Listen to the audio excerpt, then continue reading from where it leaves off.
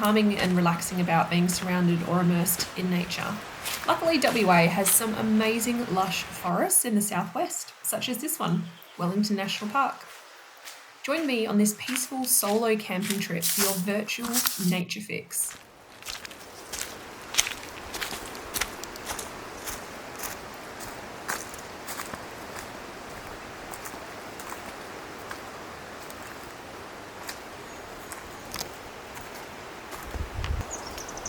These solo trips give me such a boost and recharge my batteries like nothing else. Without anyone to talk to, it allows me to fully be immersed and present in nature. Sitting and listening to the sounds of the bush, watching the trees rustle in the wind, or how the sunlight sparkles on the river, and not to mention the bird calls that fill the forest.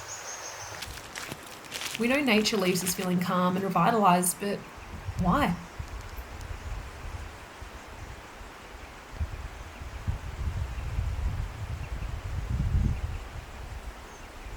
Well, the answer is Shinrin-yoku, which is the term that was coined by a Japanese psychologist in the 1980s.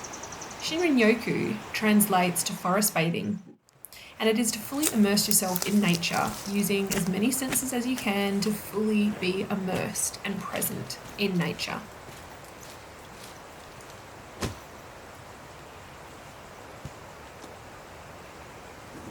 It might sound a bit woo-woo, but there have actually been countless scientific studies done to back up the benefits of this practice.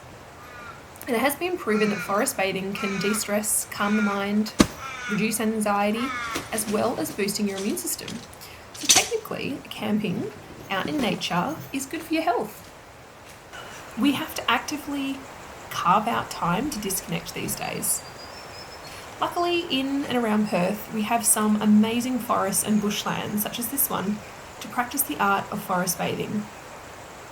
Now, you can enjoy this practice of Shinrin-yoku anywhere in nature to reap the benefits. You don't actually need to designate too much time to it or a full weekend away. I dare you just put your phone away and go for a bushwalk or a hike and just be fully present.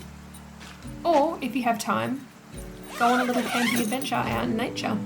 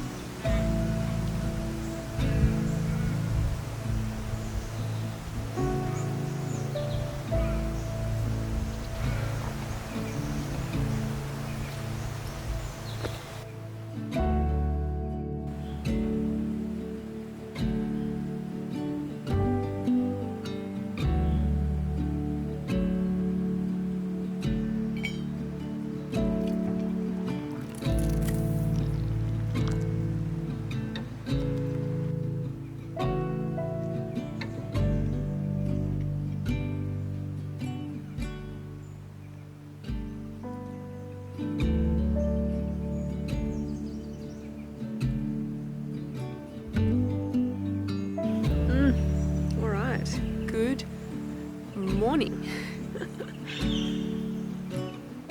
I spent the night here in Honeymoon Pool in Wellington National Park, and it is such a beautiful morning. The magpies and the crows, they did wake me up kind of early, but I don't know, if I'm camping, I'm happy to be up super early.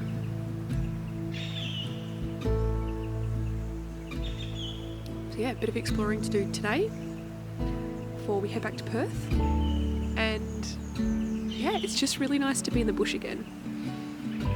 So I hope it does warm up a bit so I can actually go for a little swim, because right now it's quite cold, but fingers crossed. That's not a thing, fingers crossed.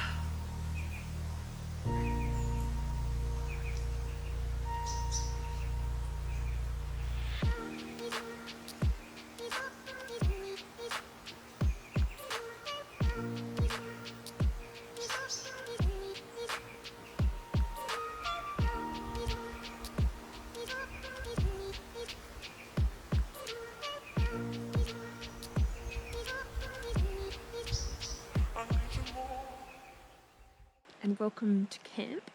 So we're just going to cook up some breakfast and then going to go for a little explore around the park. Definitely going to try, there's a couple of little pools that I want to go check out. I've had my morning dip, so I am already cold and I need some sunshine. So quick breakfast and we're going to do some exploring.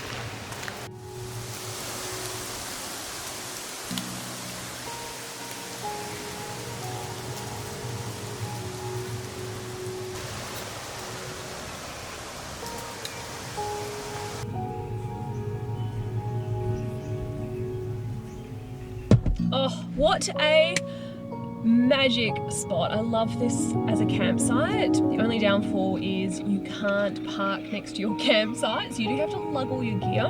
So just make sure you're traveling light, or if you're traveling with someone else, that's awesome because they can obviously help you a bit quicker than if you're solo and then it's, 3 or 4 trips to the car. But anyway, I reckon it's worth it personally. Anyway, let's get cracking and explore this beautiful national park.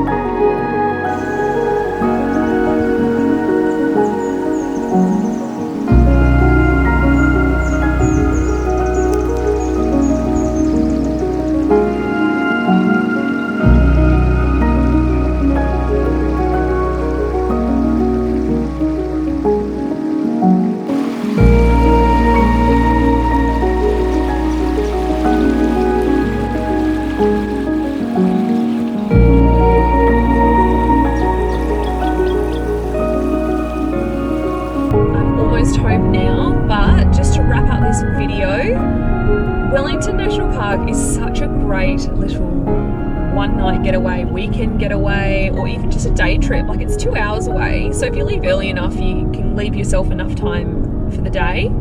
So yeah, no, great little one-night getaway. Recharge the batteries, immerse yourself in nature. I highly recommend heading down to Wellington National Park, and the little campsite that I stayed in was called Glencoat, and it is just by like the Stonesbrook, Glencoat and Honeymoon Pool, and it is just down the river there. So yes, if you did like this video, please give it a like, subscribe. It does help the channel, and it's all about camping and adventuring around Western Australia.